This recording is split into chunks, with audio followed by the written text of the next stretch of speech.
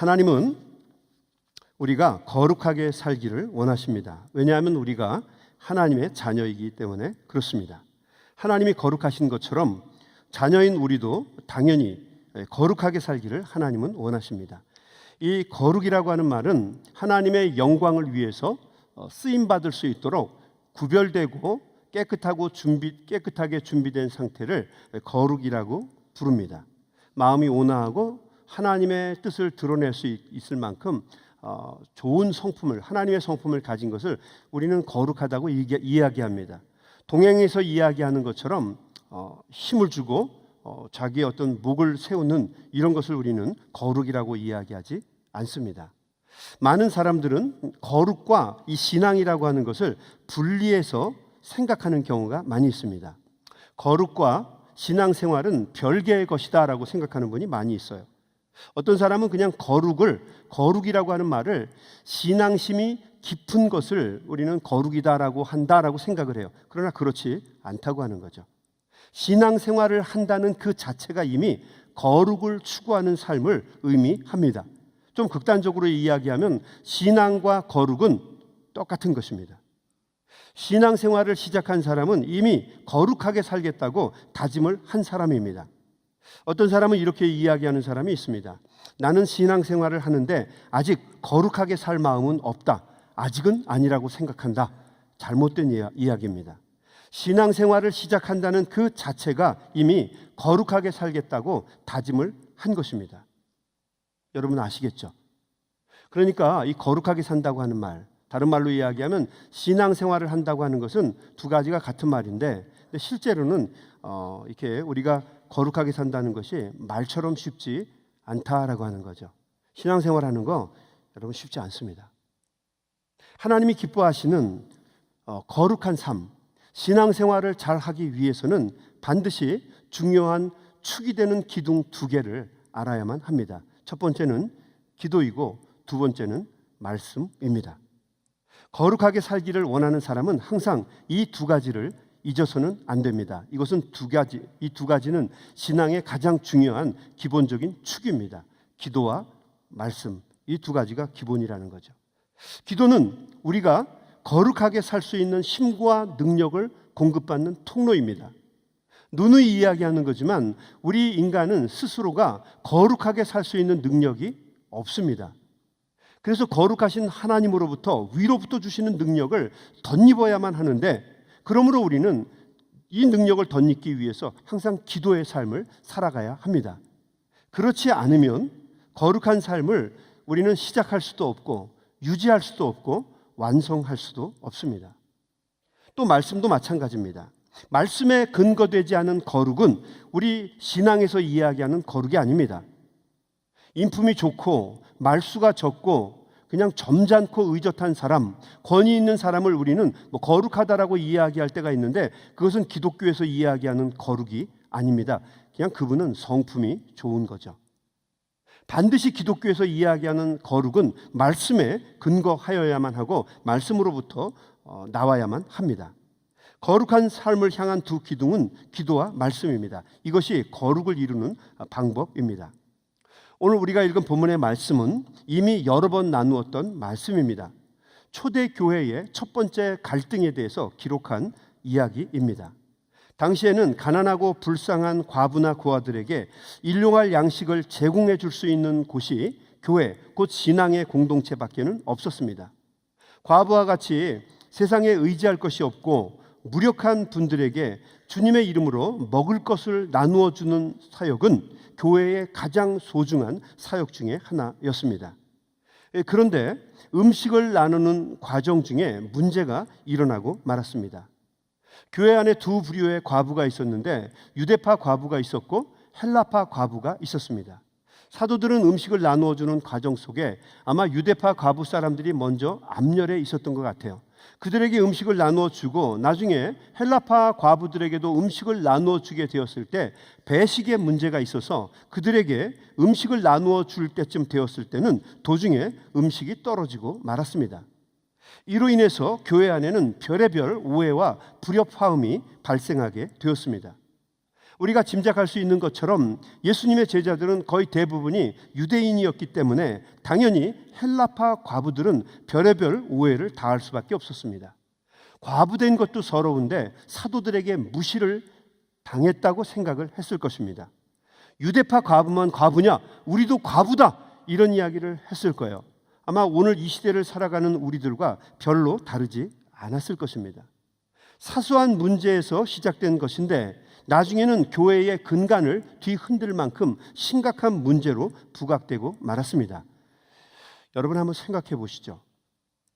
12사도가 하나님의 능력을 드러내고 예수님의 권위를 대신했던 그 12사도, 대단한 사람들이 과연 교회 안에 갈등이 일어났을 때 아무 일도 하지 않고 주시하고 있다가 그냥 1선에서 2선으로 물러났겠습니까?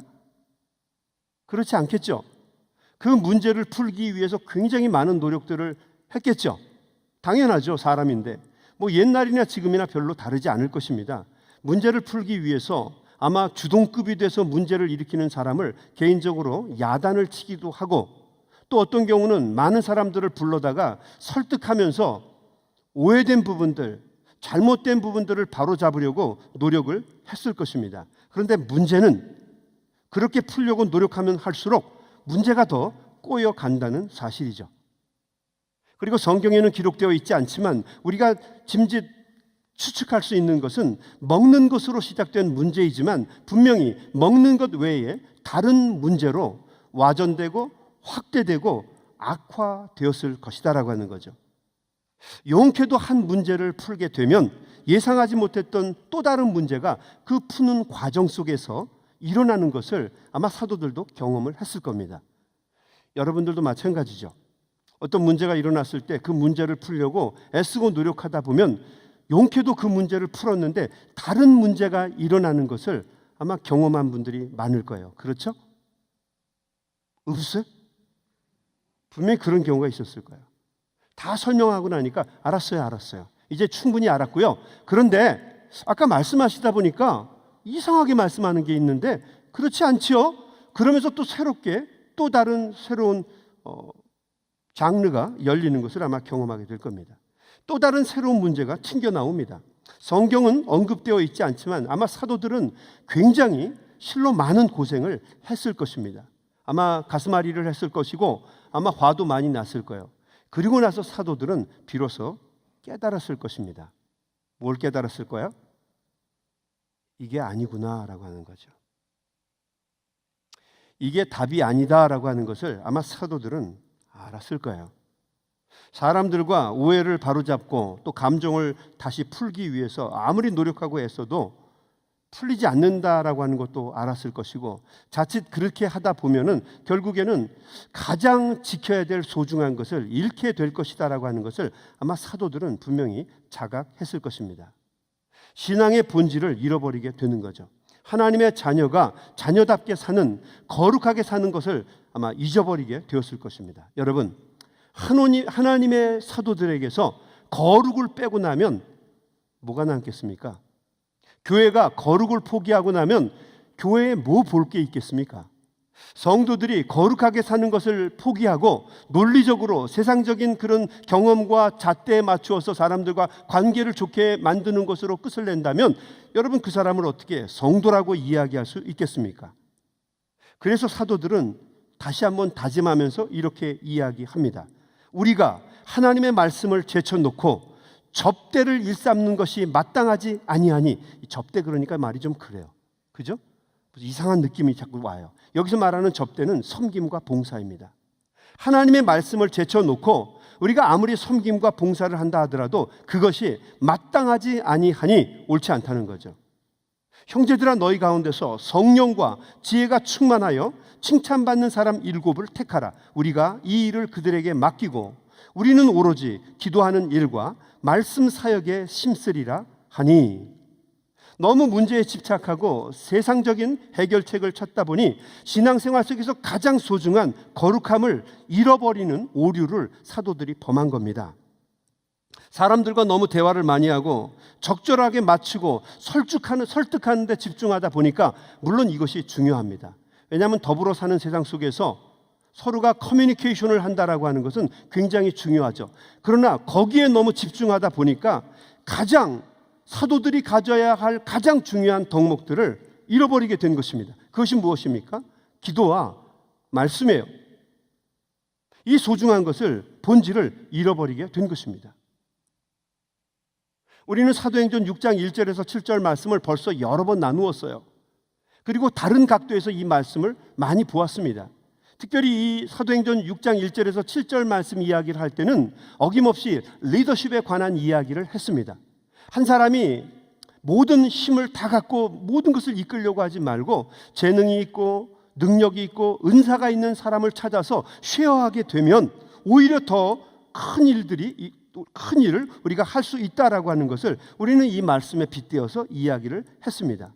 다른 사람들, 오늘 말씀해 보면 7 집사들을 찾아서 그들에게 일을 골고루 분담하니까 교회가 더 효과적이 되고 교회가 안정이 되고 부흥이 되었다라고 하는 말씀을 할 때 우리는 이 이야기를 들어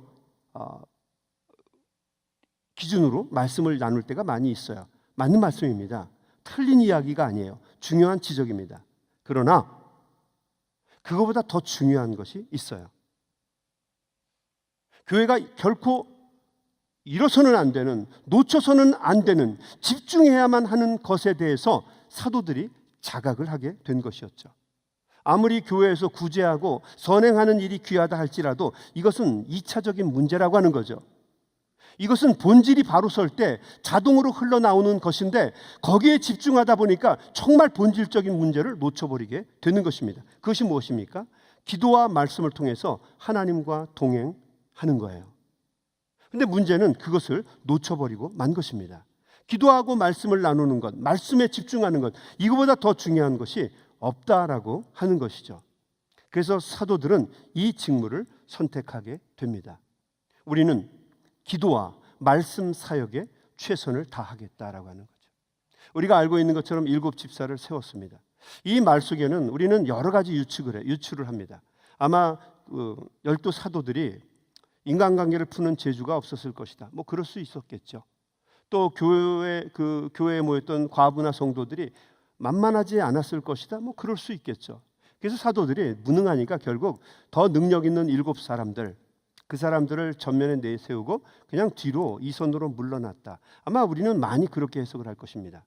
그런데 말씀을 다시 보니까 꼭 그런 것만은 아니에요. 사도들이 생각해 볼 때 그 인간관계에 너무 집중을 하다 보니까 하나님과의 기도가 끊어지고 사람들에게 하나님의 말씀을 잘 증거해 줘야 되는데 거기에 집중하지 않으니까 전할 말이 없는 거예요. 이것은 아마 이 시대를 살아가고 있는 모든 목회자들 또 사역을 하고 있는 많은 성도들이 똑같이 경험하는 일일 거예요. 기도를 하지 않으면 하나님에게 말씀에 말이 없어요. 내가 일주일 동안 아무리 좋은 말씀을 준비하고 사람들에게 감화와 감동을 줄 수 있는 이야기를 했는데도 불구하고 거기에 기도가 없으면 그 말씀이 제대로 전달이 되지 않더라고요. 아무리 좋은 이야기, 좋은 미사여구들, 사람에게 감동과 감화를 주는 이야기를 준비해서 그 말씀을 잘 전하려고 얘기했는데 그냥 한편의 설교로 끝나더라고요. 그런데 신기하게 그 말씀을 붙잡고 하나님 힘을 주십시오, 능력을 주십시오, 이 말씀을 전할 때에 말씀을 전하는 자와 말씀을 듣는 성도들이 모두가 아멘으로 화답해서 우리의 삶의 변화와 도전이 있게 해주시고 성령의 역사가 임하게 하여 주옵소서. 기도할 때에 그 말씀이 놀라운 역사로 임하는 것을 자주 경험하게 되더라는 거죠.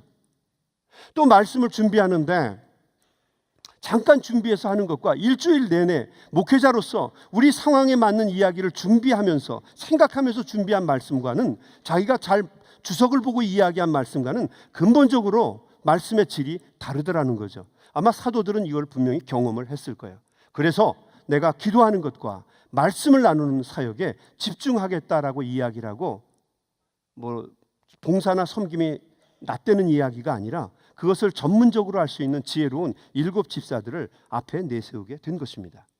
자, 이 일을 할 때 7절 말씀은 이렇게 얘기합니다. 하나님의 말씀이 점점 왕성하여 예루살렘에 있는 제자의 수가 더 심히 많아지고 허다한 제사장의 무리도 이 도에 복종하니라. 여러분, 리더십을 나눴기 때문에 하나님의 말씀이 점점 왕성해진 겁니까? 천만의 말씀. 그렇지가 않아요. 사도들이 하나님의 말씀에 집중하니까 하나님의 말씀이 강성해진 거예요. 사도들이 기도에 집중하니까 하나님의 말씀이 영적인 힘과 능력을 얻어서 말씀을 전할 때마다 성도들이 깨닫고 은혜를 체험하고 하나님께로 돌아오는 역사가 있게 된 것입니다. 제자들의 숫자가 늘어나고 예수 그리스도의 구원의 도에 복종하는 사람들이 늘어나게 된 이유 하나입니다. 하나님의 말씀을 붙잡고 기도에 전념하니까 그런 일들이 일어나게 된 것입니다. 결국 본질은 무엇입니까? 하나님의 말씀과 기도입니다. 거룩함은 하나님께 기도하고 말씀에 복종할 때 일어나는 역사입니다. 기도와 말씀이 언제나 사역의 기본입니다. 교회는 기도하는 것과 말씀 사역에 집중해야 합니다. 그래야 거룩성을, 홀리네스를 유지할 수 있습니다.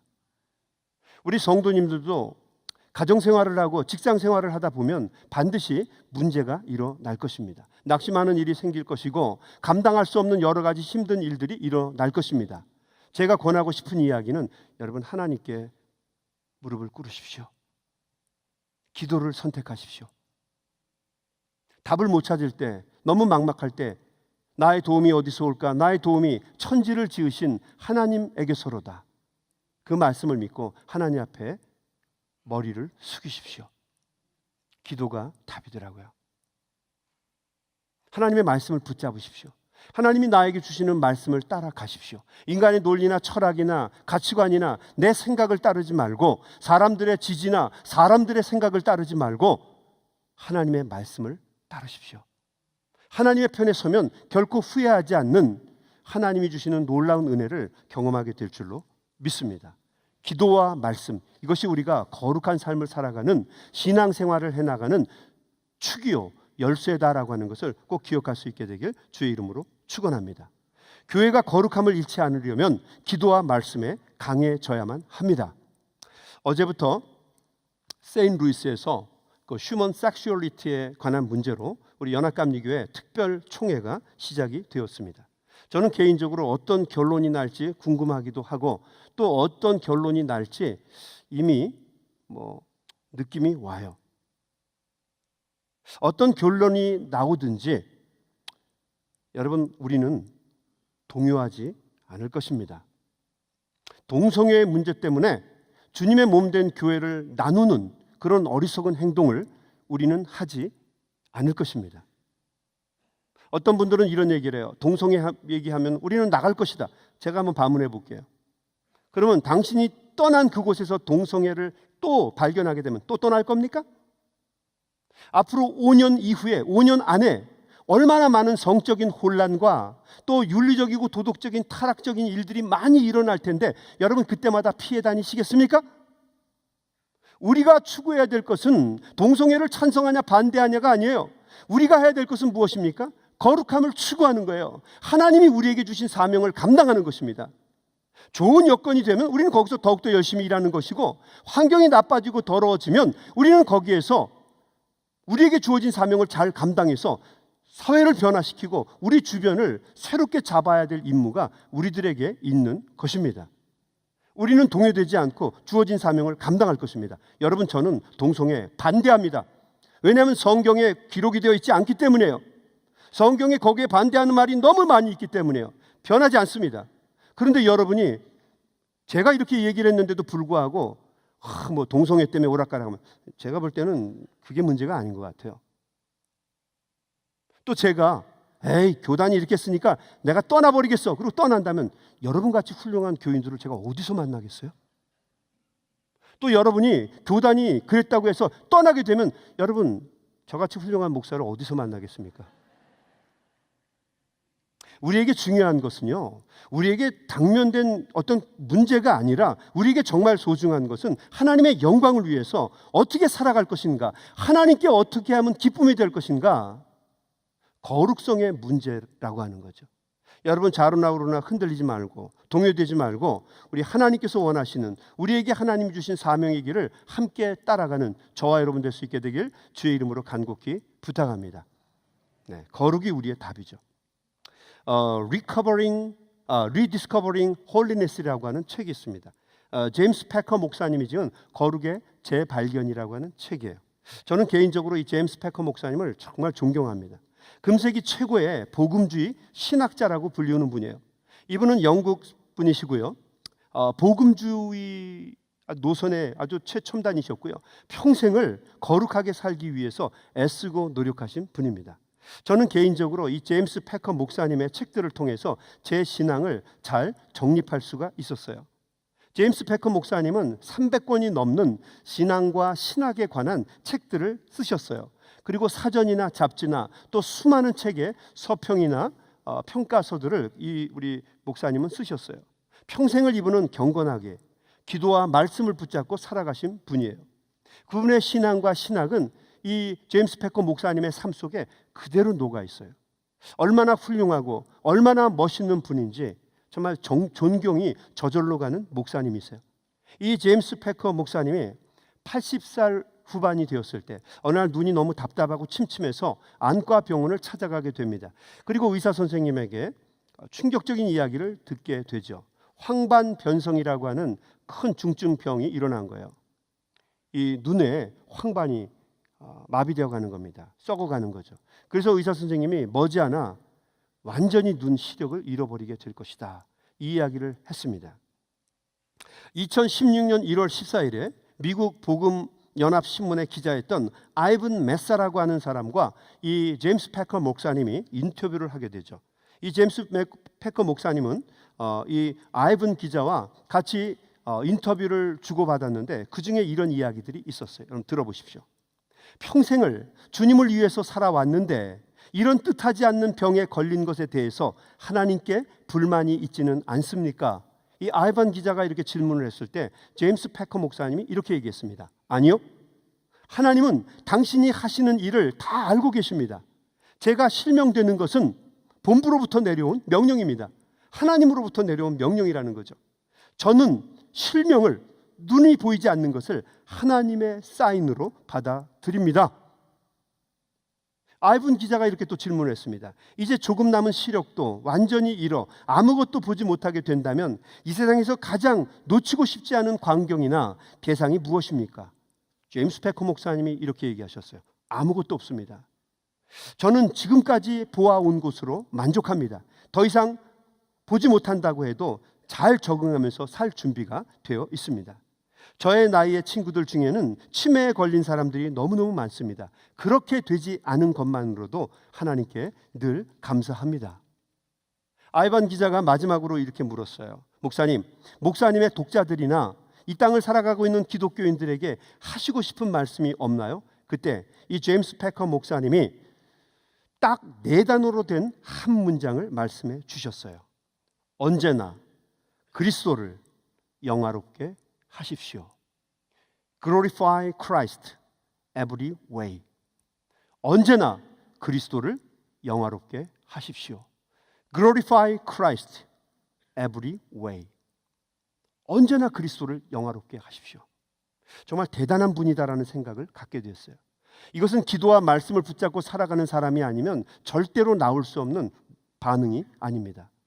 얼마 전에 이 사진 하나를 보면서 제임스 패커 목사님이 완전히 블라인드니스가 된, 이제 더 이상 앞을 보지 못하는 그런 맹인이 되셨을 때 교회에 멍하니 앉아서 이렇게 앞을 바라보고 있는 사진이 인터넷에 나온 걸 본 적이 있었어요. 제가 그 목사님 보면서 느꼈던 거는 앞이 안 보이는 답답한 모습이 되셨지만 제 머릿속에 떠오르는 첫 번째 단어는 거룩하다라고 하는 거였어요. 참 부럽다, 거룩하다. 만약에 나에게 이런 일이 일어난다면 나는 이 제임스 패커 목사님처럼 결정할 수 있을까? 그 답은 기도하는 것과 말씀대로 살아가는 것이 답이다라고 하는 것을 깨닫게 되었어요. 제임스 목사님은 이렇게 이야기하셨어요. 앞은 보이지 않지만 날마다 하나님의 말씀을 묵상하고 날마다 하나님 앞에 기도할 때마다 하나님께서 이전에는 내가 볼 수 없었던 놀라운 신비로운 것들을 매일매일 보여주신다는 거죠.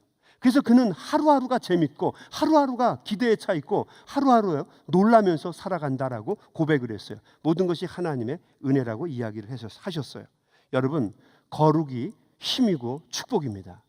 거룩이 어떤 사변적이고 어떤 그런 외적인 이야기가 아니라 거룩이 우리 신앙인들이 추구해야 될 축복이고 은혜고 힘이고 능력이다라고 하는 것을 우리가 알 수 있죠. 우리 성도들이 우리 하나님의 말씀과 기도를 붙잡고 살아가는데 여러분 이 거룩함, 이 신앙의 기쁨을 꼭 누리실 수 있게 되기를 주님의 이름으로 간절히 축원합니다. 주의 이름으로 축원합니다. 책 중에서 별을 던지는 세브란스라고 하는 책이 있습니다. 이 책의 내용은 한국의 세브란스 병원의 의료진들이 환자들을 돌보면서 경험했던 아름다운 이야기들을 글로 엮어서 만든 책입니다. 이 책을 읽다 보면 기도와 말씀이 얼마나 중요한가 하는 것을 깨닫게 됩니다.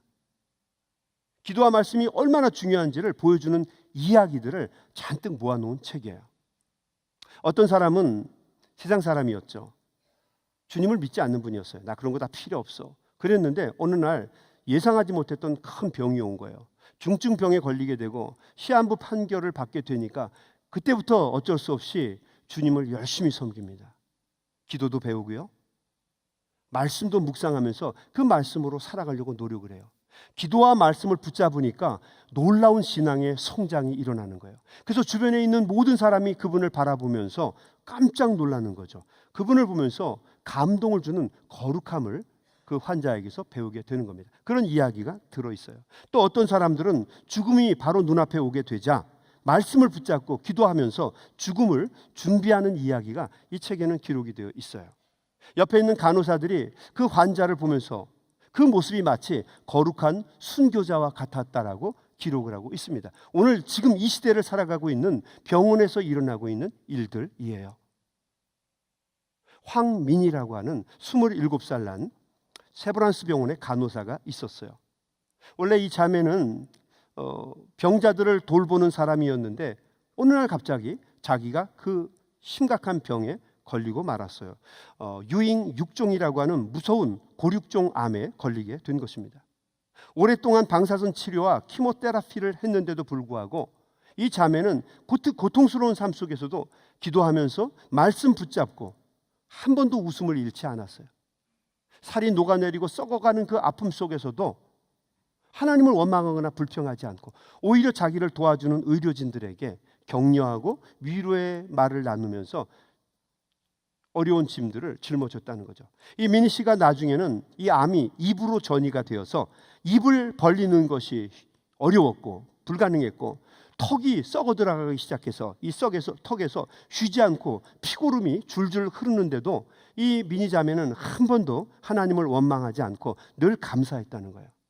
하나님 나라에 가기 전에 3개월 전부터는 물 한 모금 넘기지 못하는 아주 극한 중증이 되었는데도 그래도 그때도 늘 기도하면서 하나님께 항상 감사의 고백을 드렸다는 거죠.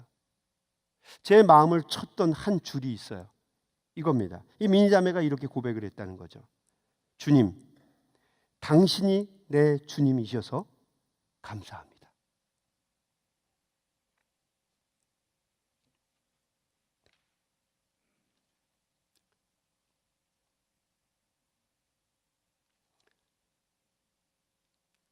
당신이 내 주님이셔서 감사합니다.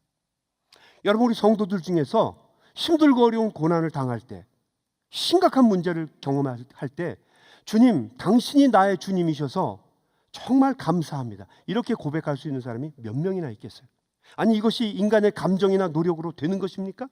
우리가 기도하고 하나님의 말씀을 붙잡지 않으면 이런 고백이 과연 나올 수가 있겠습니까? 주님, 당신이 내 주님이셔서 정말 감사합니다. 여러분, 이 고백이 저와 여러분의 고백이 될 수 있게 되길 주의 이름으로 축원합니다.